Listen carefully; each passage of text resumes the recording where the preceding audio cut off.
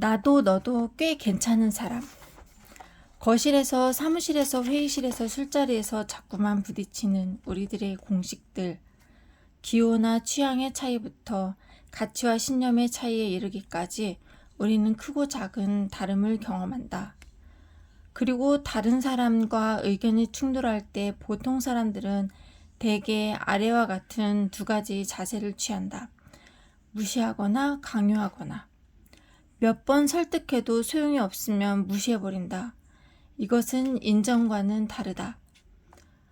무시란 내가 그러니까 이 모양이지 내가 알아들을 수 있겠니? 라고 생각하면서 더 이상의 대화를 전진시키지 않는 것을 말한다. 속으로는 두고 봐라 누구 말이 맞는지 하면서 반면에 강요하기란 나의 생각이 옳다는 것을 증명하기 위해 무조건 밀어붙이는 방식이다. 상대방에게 어떤 사정이 있는지 내 의견을 받아들일 준비가 되어 있는지 알아보는 것은 안중에도 없다. 오로지 내 의견이 관철되는가만 중요할 뿐이다. 나의 말이 그를 굴복시킬 수 있는지에만 관심이 있다. 반면 말그릇이 넉넉한 사람들은 한 사람의 공식 안에는 그들만의 사정이 있음을 알고 있다. 각각의 공식에 관심을 보이고 그것이 무엇인지를 알아보려고 노력한다. 내 생각과 다른 생각을 들을 때도 쉽게 대화를 포기하지 않고 상대의 공식을 먼저 찾으려고 노력한다. 그래서 그들은 질문하고 인정한다.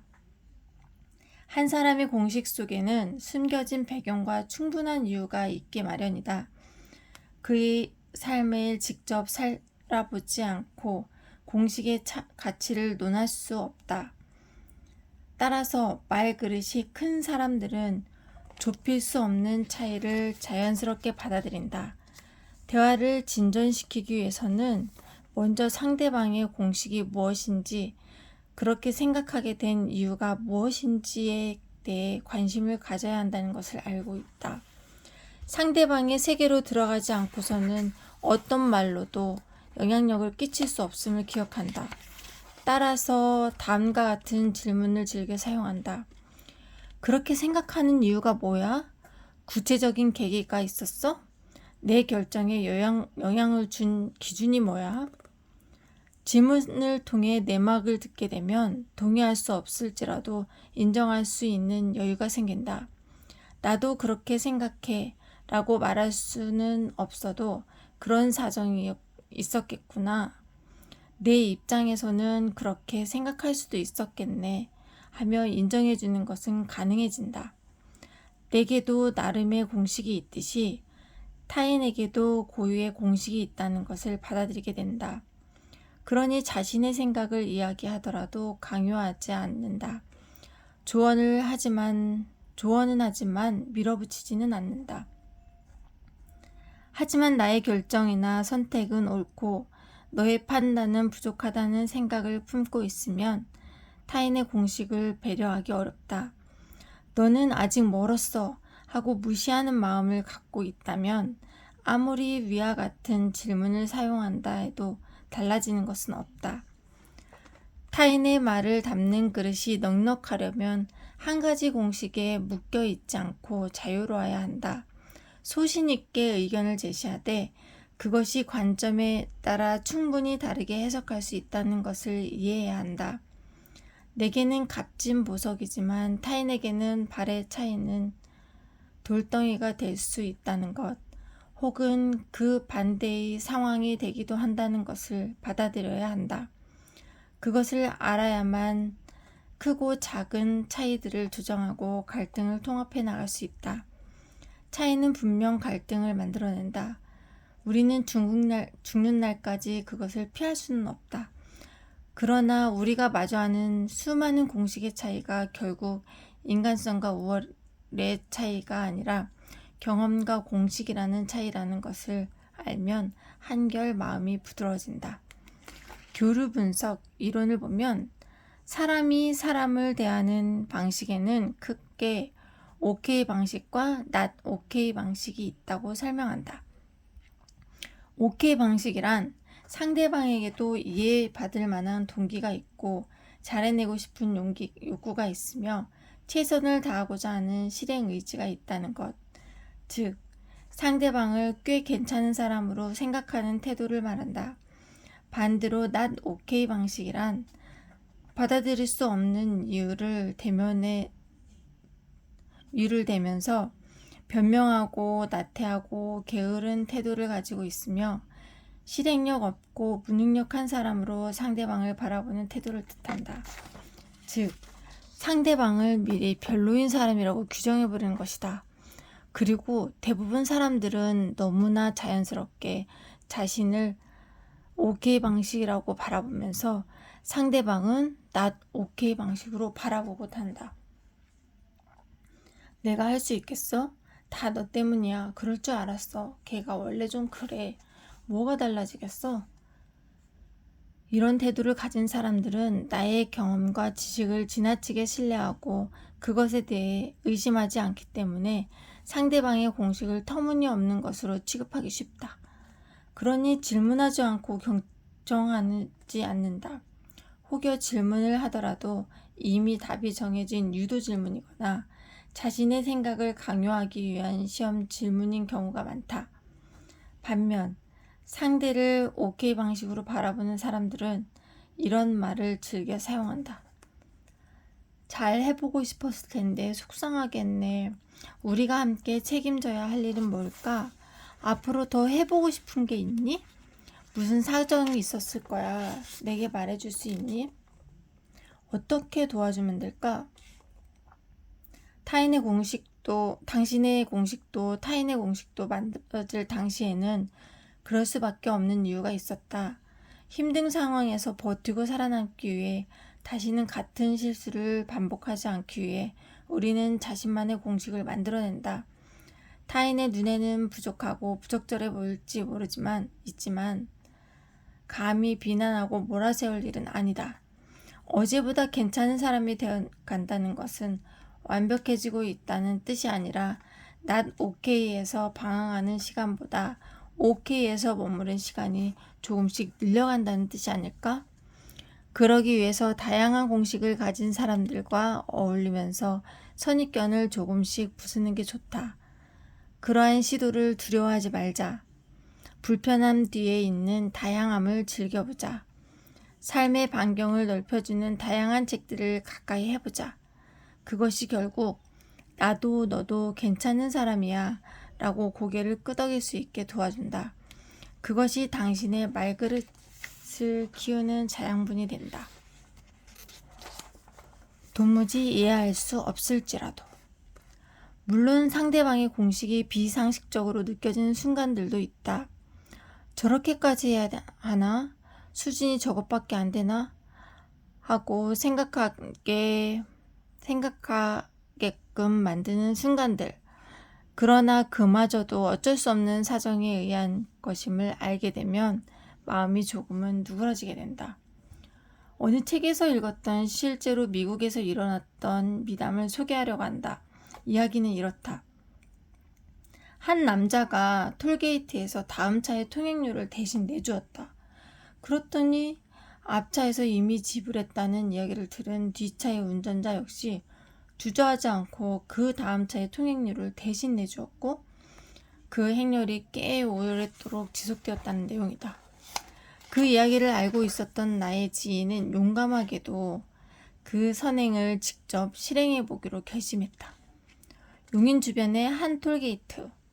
그는 설레는 마음으로 다음 차의 통행료를 대신 지불했다.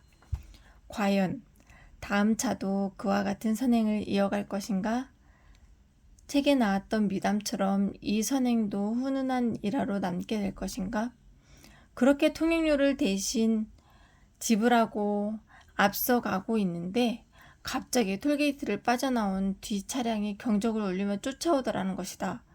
할 말이 있으니 속도를 낮추라는 신호 같아서 차량이 뜸해진 틈을 타 옆으로 붙는 그 차량과 보조를 맞췄다.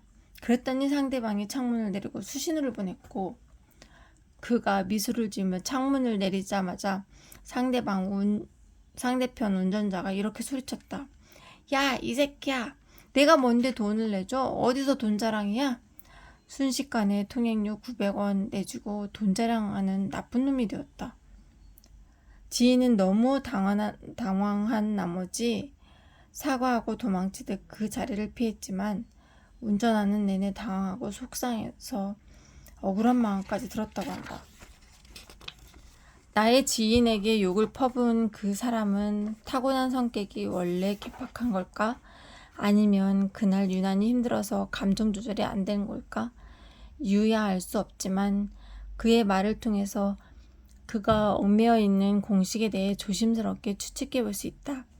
아마도 그는 과거에 돈 때문에 심한 상처를 받았거나 다른 사람의 도움을 받는 것과 관련된 일로 자존감을 다쳤을지도 모른다. 그러는 동안 돈이 없으면 무신당한다. 도움을 받은 것은 수치스러운 일이다. 는 생각이 머릿속에 깊이 박혔고 그 공식을 건드리는 사건이 만날 때마다 필요 이상으로 분노하게 되는 것일지도. 관계를 소원하게 만드는 공식은 사람의 수만큼 다양하다.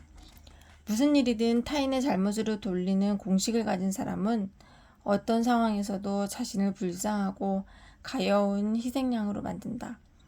다른 사람들은 비난하고 원망하는 데 소중한 시간을 낭비한다. 동시에 나는 능력이 부족해 할 수 있는 게 없어 라는 공식에 얽매여 주체적으로 살지 못하고 뒤로 물러나 주변에 의지한다. 그런가 하면 세상은 위험한 곳이야 조심해야 해 라는 생각 때문에 늘 불안해하며 옴짝달싹 못하고 사는 사람들도 있다. 무엇인가를 시작할 때마다 무조건 이겨야 해. 지는 건 실패하는 거야. 라는 공식 때문에 오히려 섣불리 발을 떼지 못하고 압박에 시달리며 스스로를 들볶는 사람들도 있다. 후배가 인사를 하지 않았다고 크게 화를 내는 사람이 있다고 해보자. 미처 자신을 못 봤을 수도 있고 눈이 나쁜 것일 수도 있는데 앞도 따지지 않고 나를 무시해? 하고 화를 낸다면 아마 거절에 대한 잘못된 공식이 작용했기 때문이었을 것이다. 자신의 보고서가 거절당했을 때 이깟 회사 때려치워야지 하고 크게 화를 내거나 절망하는 사람도 마찬가지다. 하나의 사건으로 받아들이지 못하고 나를 거절하는 것으로 받아들여 필요 이상의 감정을 분출하면 자신도 상대방도 상처를 입게 된다. 사람들과 어울리려는 노력은 하지 않으면서 나만 빼고 간식 먹는 일, 술자리에 부르지 않는 일을 기억하며 역시 나를 좋아하지 않아 라는 공식을 끌어안고 살아가는 사람들도 있다. 그럴수록 관계는 멀어지고 자신은 점점 더 고립된다. 이렇게 비상식적인 공식에 따라 행동하는 사람이 주변에 있다면 당신은 그와 싸울 수도 있고 설득할 수도 있으며 무시할 수도 있다. 그것은 선택의 문제다. 그러나 중요한 것은 살면서 이런 사람들과의 만남은 피할 수 없다는 게 있다. 정도의 차이만 있을 뿐 우리는 누구나 상대적으로 비정상적이기 때문이다. 너의 공식, 나의 공식. 얼마 전 커피숍에서 있었던 일이다. 원고를 쓰려고 앉아 있는데 잠시 후 중년의 커플이 옆 테이블에 자리를 잡는다. 그러더니 점점 언성을 높인다. 나는 그들이 나누는 말에 자꾸만 마음이 쓰였다. 여보, 우리 둘째 딸 말이야. 이대로 두면 안 될 것 같지 않아? 둘째가 뭐 사교성이 떨어지잖아. 그게 어디 중학교 1학년이 태도냐고. 에이, 남자애들은 원래 그래. 또 그 소리. 그런 문제가 아니라니까. 걔는 초등학교 때부터 친구가 없었다고. 성격이 그런 걸 어떡해. 그런데 다 한때야. 큰 문제 아니냐고. 당신이 너무 예민해. 아니 여보, 이게 남일이야? 최소한 부부가 노력해야지. 여자는 둘째 아들의 사회성에 문제가 있을 것 같으니 같이 방법을 찾아보자고 주장했고 그 말을 들은 남자는 별일 아니니 소란 떨지 말라고 일축했다. 시간이 지날수록 여자의 목소리는 높아졌고 남자의 목소리는 점점 느리게 잦아졌다. 그러더니 가슴속에 찬불이 나는지 여자가 쌩하니 자리에 일어섰다. 그리고는 주변 사람에게 다 들릴 만한 목소리로 남편을 향해 말했다. 당신 정말 이상해. 하긴 애가 당신 닮아서 그런 거지. 같이 상담 좀 받아봐. 사실 남편은 처음부터 부인의 기분을 알아채지 못했다. 조급해 안달나 있는 부인과는 달리 소파에 푹 파묻힌 채 앉아 있었던 남자는 대화 내내 심드렁한 태도를 취했다. 상대방에게 중요한 주제를 소홀히 다루고 있었고 자신의 입장을 고수하는 말만 반복했다. 그것은 노련한 무시처럼 보였다. 그리고 그러한 태도를 본 여자는 더욱더 화를 내기 시작했다.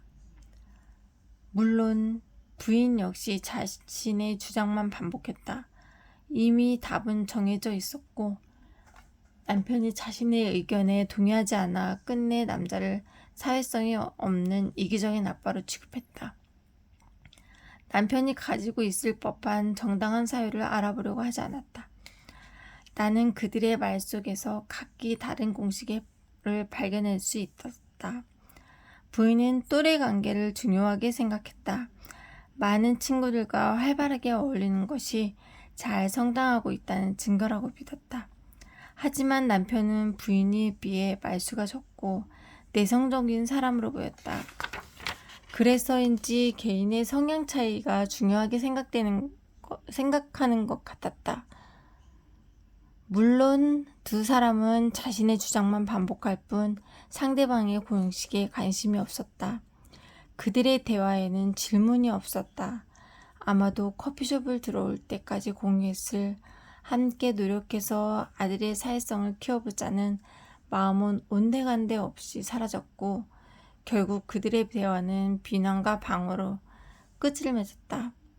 그들은 둘째를 위한 방법을 찾지도 못하고 자식 농사가 얼마나 힘든지 서로의 마음을 위로하지도 못한 채 그저 말이 안 통하는 저 인간 때문에 그동안 얼마나 외로웠던가만 확인하고 말았다. 상대를 적으로 만들고 싶다면 나의 공식만 고집하면 된다. 반대로 성숙한 대화를 하고 싶다면 사람마다 가진 공식의 차이를 받아들여야 한다.